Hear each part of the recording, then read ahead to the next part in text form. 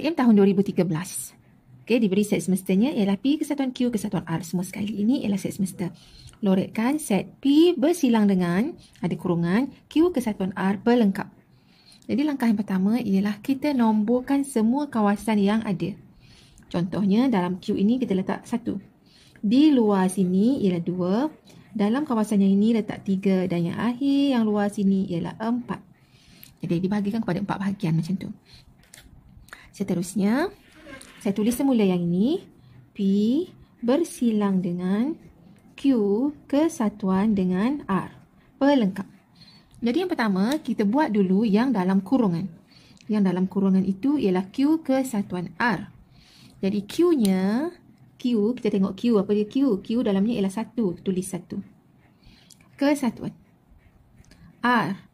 Okey, R ini, kita tengok dalam bulatan R. R ialah 3, 4. Jadi bila 1 kesatuan 3, 4, jadi kita campurkan semua sekali. Maka yang ini yang dalam kurungan memberi jawapan dia sebagai kawasannya ialah kawasan 1, 3 dan 4. Semua sekali. Tetapi dia ada kurungan, ada pelengkap. Kawasan selain daripada 1, 3 dan 4 ialah kawasan 2. Jadi kawasan 2 ini ialah mewakili yang dalam kurungan yang ada pelengkap ini. Yang semua sekali sini. Bersilang dengan P. P ialah tengok bulatan P. Bulatan P dalamnya ada nombor 1, 2, 3. Okey. Seterusnya kita tengok maksud bersilang. Bersilang dekat sini maksudnya yang sama. Yang sama antara sebelah kiri dan sebelah kanan. Jadi yang sama ialah 2. Maka jawapannya ialah 2. Tapi dia seluruh kita lorekkan. Jadi maknanya kita lorekkanlah kawasan 2. Jadi kawasan 2 kawasan yang ini. Okay, jadi saya lorekkan kawasan 2. Okey, itulah jawapan untuk soalan tadi. Soalan SPM tahun 2015. Kita nak tukarkan asas 2 ini kepada nombor dalam asas 8. Jadi saya tuliskan semula nombor berkenaan. 1, 2, 3, 4. Ada 4 kosong. Okey, kemudian 1, 1, kosong. Ini ialah nombor dalam asas 2. Okey, cara mudah untuk kita menukar dari asas 2 ke asas 8. Untuk menukar asas 2 ke asas 8, kita buat dari sebelah kanan. Kira 1, 2, 3, buatkan pagar. 1, 2, 3, buatkan pagarnya. Okay, kalau ada lagi, kita kira macam itulah. Kira 3, buat pagar. Okay, di atasnya, kita tulis dia sebagai 1, 2, 4. 1, 2, 4, 1, 2.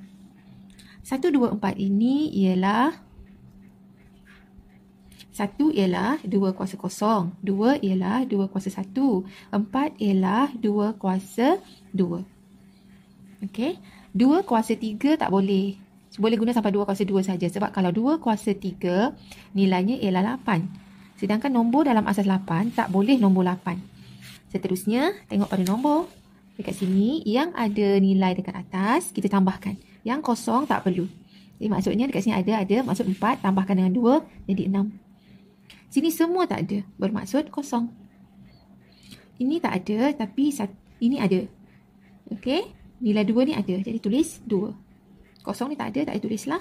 Jadi ini 1 ni ada iaitu 2. Jadi jawapannya ialah 206 asas 8. Okey, penukaran cara begini hanyalah untuk asas 2 kepada asas 8 sahaja. Soalan ini adalah berkaitan dengan matematik pengguna iaitu insurans.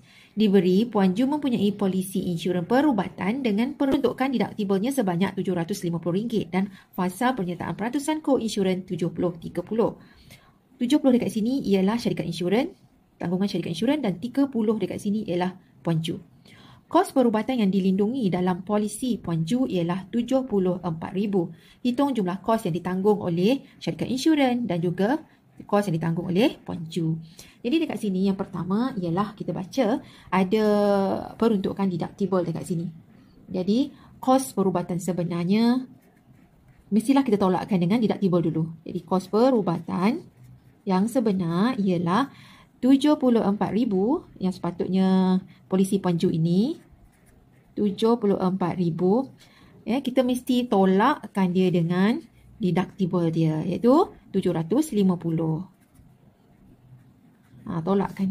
Jadi kita akan dapat kos perubatan selepas deductible-nya ialah, bila kita tolak tu dapat nilainya RM73,250. Okey, inilah dia kos perubatan selepas deductible.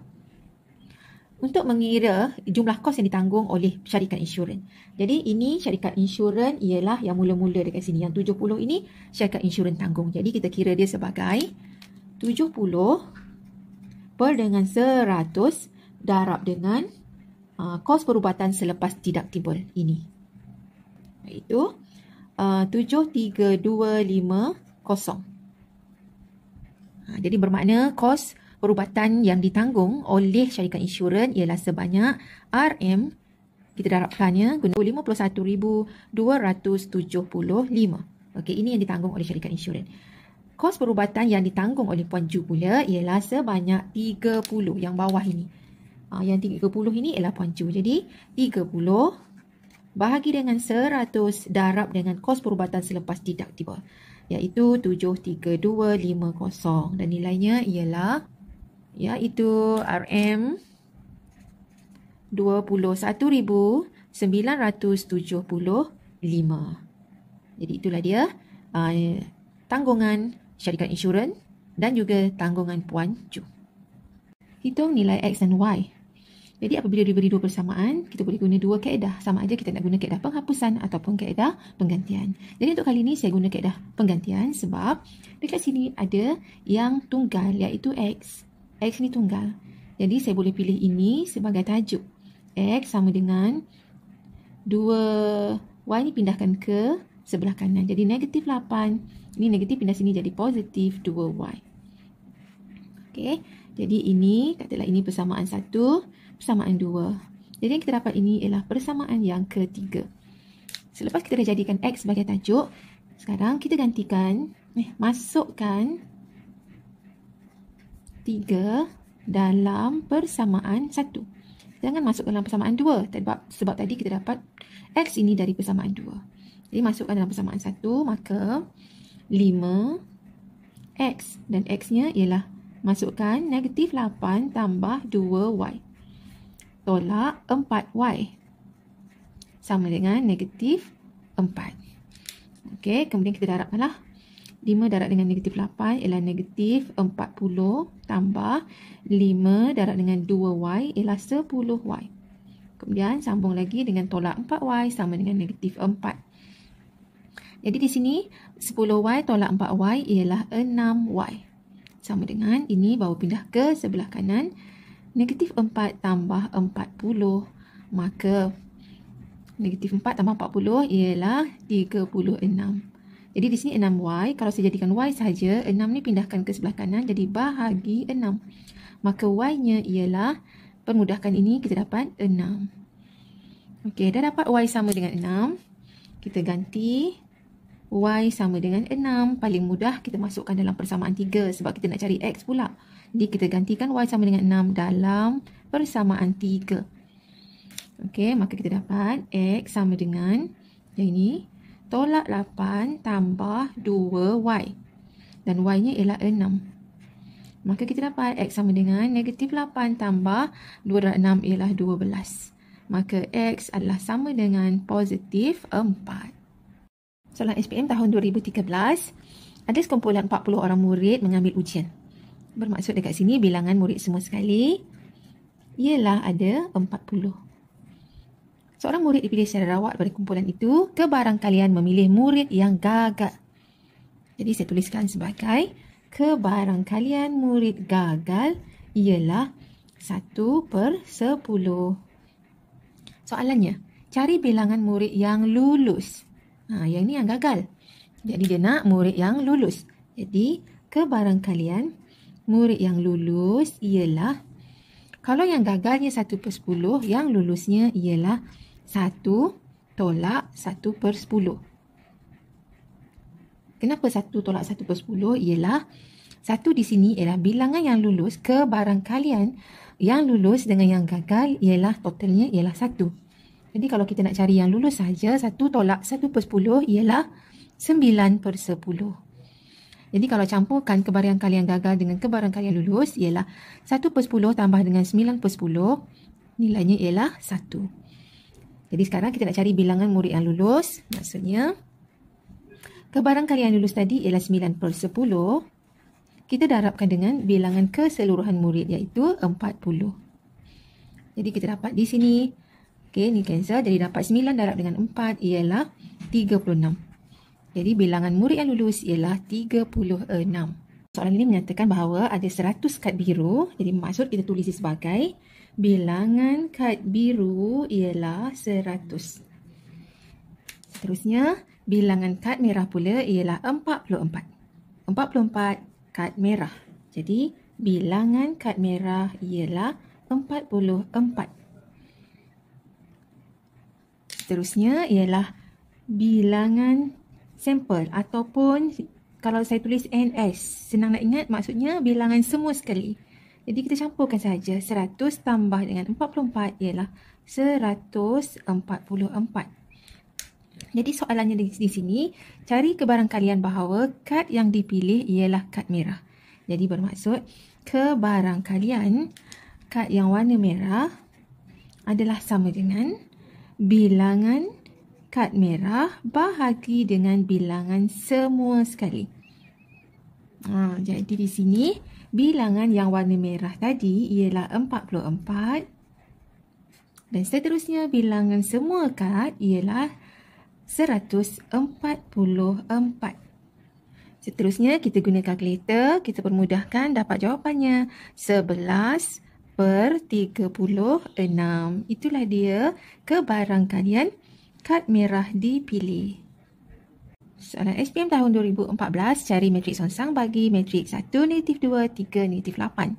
Jadi untuk mencari matriks songsang, yang pertama ialah 1 bahagi dengan, okey, saya tuliskan dekat sini.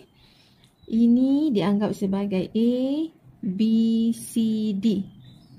Okey, jadi formulanya ialah 1 bahagi A darab dengan D, tolak dengan B darab dengan C.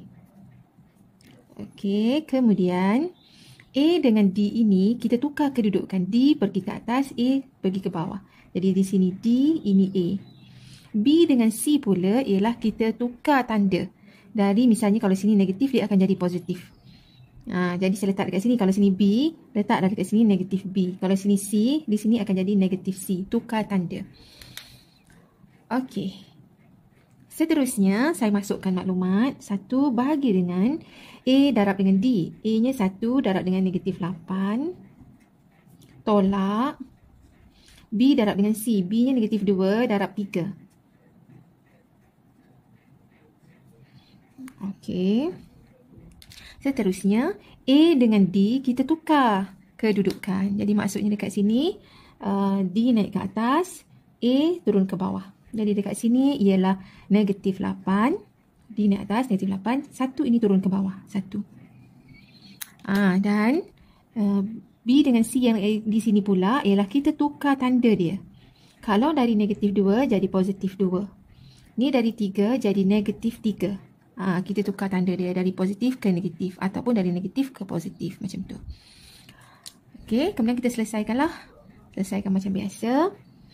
1 per dengan ini dapat negatif 8.